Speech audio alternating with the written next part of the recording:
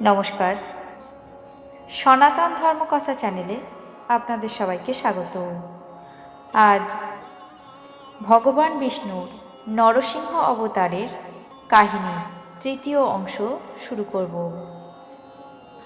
প্রহ্লাদের মুখে ভক্তিতত্ত্বের কথা শুনে সকল বালকেরা ভীষণ অবাক হলো এবং মুগ্ধও হলো।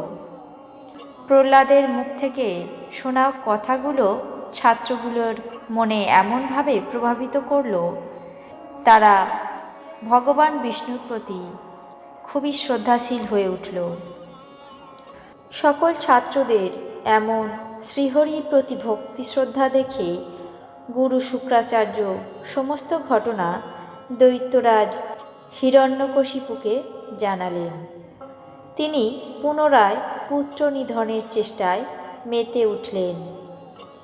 হুঙ্কার দিয়ে বললেন, ওরে অবোধ বালক, আমি ক্রুদ্ধ হলে ত্রিভুবন থরথর করে কেঁপে ওঠে ভয়ে, আর তুই সামান্য এক বালক হয়ে আমার আদেশ অমান্য করছিস কোন সাহসে? তোকে আমি মৃত্যুপুরীতে পাঠিয়ে দেব আজ। নারদ বললেন, রাজন, আপনি প্রহ্লাদের পিতা, ক্রোধ সংবরণ করুন। এই ক্রোধই আপনার আসল শত্রু। যে পরম পুরুষ, সকলের বল, সেই বিষ্ণুর প্রতি মতি রাখুন, অসুর ভাব ত্যাগ করুন। তারপর হিরণ্যকশিপু বললেন, ওরে পাপিষ্ঠ, তুই কি জানিস এই ত্রিভুবনে আমি সকলের পরমেশ্বর? তোর মৃত্যু অনিবার্য। দেখি তোর বিষ্ণু কিভাবে তোকে বাঁচায়। যদি সবেতেই তার অবস্থান হয়, তাহলে এই পাথরের স্তম্ভে তাকে দেখছি না কেন?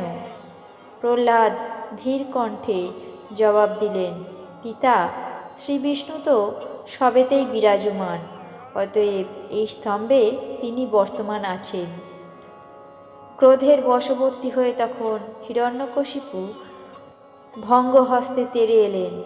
তিনি সজোরে আঘাত করলেন সামনের পাথরের স্তম্ভে।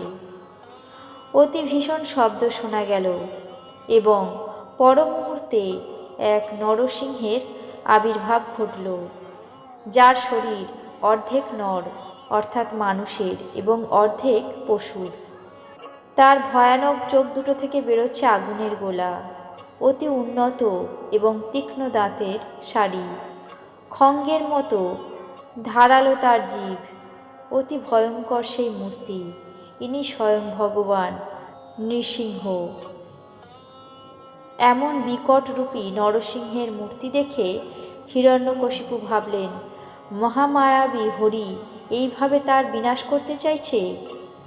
তারপর তিনি ক্রোধে উন্মত্ত হয়ে গদা ঘোরাতে ঘোরাতে ছুটে এলেন নরসিংহকে বধ করতে। নরসিংহরূপী শ্রীহরি হিরণ্যকশিপুকে দুই হাত পিছনের দিকে করে নিজের কাছে টেনে নিলেন, ঠিক যেমন গরুর মহাসর্প গ্রহণ করে তাকে আক্রমণ করে। তারপর নরসিংহ আবার তাকে ছেড়ে দিলেন। নরসিংহের হাত থেকে রেহাই পেয়ে দৈত্যরাজ ভাবলেন, তার ভয়ে হয়তো নরসিংহ কম্পমান হয়ে গেছে। এবার তিনি খঙ্গ চক্র নিয়ে সেই ভয়ঙ্কর নরসিংহকে আক্রমণ করতে উদ্যত হলেন। নরসিংহের বিকট হাসিতে ফেটে পড়ল সমস্ত রাজপুরী। সভার দ্বার দেশে নিজের উরুদয়ের উপর দৈত্যরাজকে স্থাপন করে নিজের নখর দিয়ে তার উদর বিদীর্ণ করে দিলেন। পিতামহ ব্রহ্মার বচনানুসারে দৈত্যরাজ হিরণ্যকশিপুর বিনাশ ঘটল। গোধূলিবেলা দ্বার দেশে অর্থাৎ দরজার চৌকাঠে শ্রীহরির উরুর ওপর তার নখরাঘাতে দানবরাজের মৃত্যু হল। দৈত্যরাজের অন্যান্য অনুচরদেরও নৃসিংহ তার নখের আঘাতে ক্ষতবিক্ষত করে দিলেন। হাজার হাজার অসুরের মৃত্যু হল। তখনও তিনি ক্রোধে উন্মাদ। তারপর নরসিংহরূপী শ্রীহরি সিংহাসনে এসে বসলেন। তার ভয়ঙ্কর মুখ ও চেহারা দেখে কেউ তার সম্মুখে যেতে সাহস করল না। আকাশ থেকে ক্রমাগত পুষ্পবৃষ্টি করতে থাকলো দেবতারা। অপ্সরা ও গন্ধর্বগণ নৃত্যগীতে তাকে সন্তুষ্ট করার চেষ্টা করল। ব্রহ্মা, শিব এবং ইন্দ্র সহ অন্যান্য দেবতাগণ, প্রজাপতিগণ, চতুর্দশ মনু সকলেই করজোড়ে তার বন্দনা করতে লাগলেন।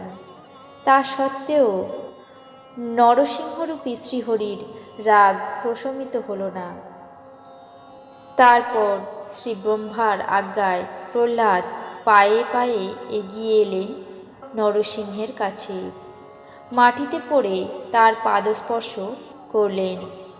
শ্রীহরি নৃসিংহদেব বালক প্রহ্লাদকে হাত ধরে উঠিয়ে বালকের মস্তকে নিজের কমল হস্ত রাখলেন। ভগবানের করস্পর্শে প্রহ্লাদের শরীরে বিদ্যুৎ শিহরণ ঘটে গেল। রোমাঞ্চিত হলেন তিনি। দু চোখ দিয়ে গড়িয়ে পড়ল আনন্দের অশ্রুধারা। প্রহ্লাদের চিত্তে তার অপার আনন্দ। নিজের বুকে শ্রীহরির পদযুগল স্থাপন করলেন। তারপর শ্রীহরির স্তব করতে শুরু করলেন।